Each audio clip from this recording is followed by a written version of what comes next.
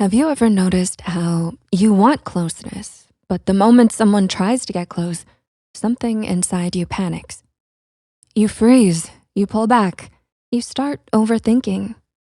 You reach for connection, and then suddenly a part of you hesitates, and then you blame yourself for it. Most people think this means they're broken or incapable of intimacy, but that is one of the biggest misconceptions. Your fear isn't proof that you can't connect, it's proof that you've been hurt before. You want intimacy, but your body doesn't feel safe enough to receive it. And the painful part is you don't even know why you react this way. So you start asking questions like, why does connection scare me? Can I trust someone without losing myself? Is intimacy possible for someone like me? If those thoughts sound familiar, this video is for you. Before we talk about how to build intimacy, we need to understand what intimacy actually is. Because most of us grew up with a definition of intimacy that was incomplete or completely wrong. A lot of people hear the word intimacy and assume it means sex. But that's only one kind of closeness and not even the deepest one. Sex can happen without intimacy. Intimacy can happen without sex. They can overlap, but they're not the same thing. Intimacy is the experience of being seen without being punished for it. It's the quiet relief of showing your real self and not being met with judgment. It's safety and closeness. It's emotional honesty. It's being known, not just touched. Think of it like this. Sex answers, what are we doing? Intimacy answers, who are we to each other? Real intimacy appears in simple moments, telling the truth even when you feel nervous, letting someone see your anxiety or insecurity, sitting in silence and still feeling connected, trusting that honesty won't be punished, sharing at a pace that feels manageable, repairing after conflict instead of shutting down. This is why so many people fear intimacy, not because they fear closeness, but because they fear the cost of it. The cost of being hurt again, the cost of being misunderstood, the cost of losing yourself. And this is where fear gets in the way. If intimacy feels hard for you, you are not dramatic or difficult.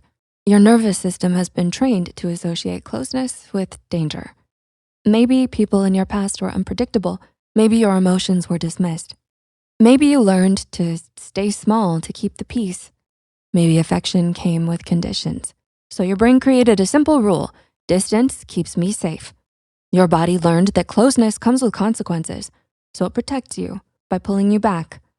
Even when you meet someone safe, your body remembers old warnings. Your body reacts to history, not the present. Your fear isn't rejecting people, it's protecting you from the past.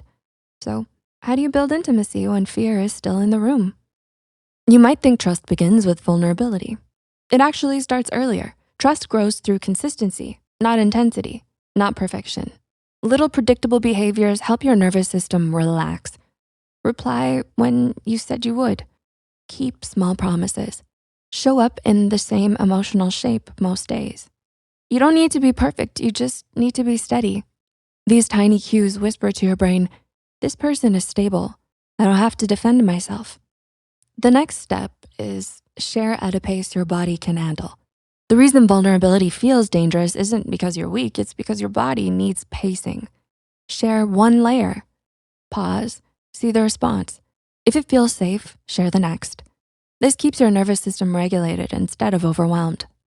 Then repair matters more than not fighting. Most people think a good relationship is one without conflict. The truth is the opposite. Healthy relationships are repair-friendly. What builds intimacy is the ability to say, I hurt you. I didn't mean to. Can we fix this? Or, I misunderstood you. Let's try again. Repair teaches your body that closeness doesn't lead to punishment or abandonment. And step 4, be honest about what you feel. Honesty is not risky when it happens inside safety. Simple, clear phrases help create connection. I'm overwhelmed, it's not because of you. I need a moment, but I'm not leaving. This conversation matters to me. Honesty removes the guessing game that activates fear. And step 5, low pressure comfort. Sometimes the most intimate moments are the quiet ones, sitting together, doing something small, sharing space without pressure.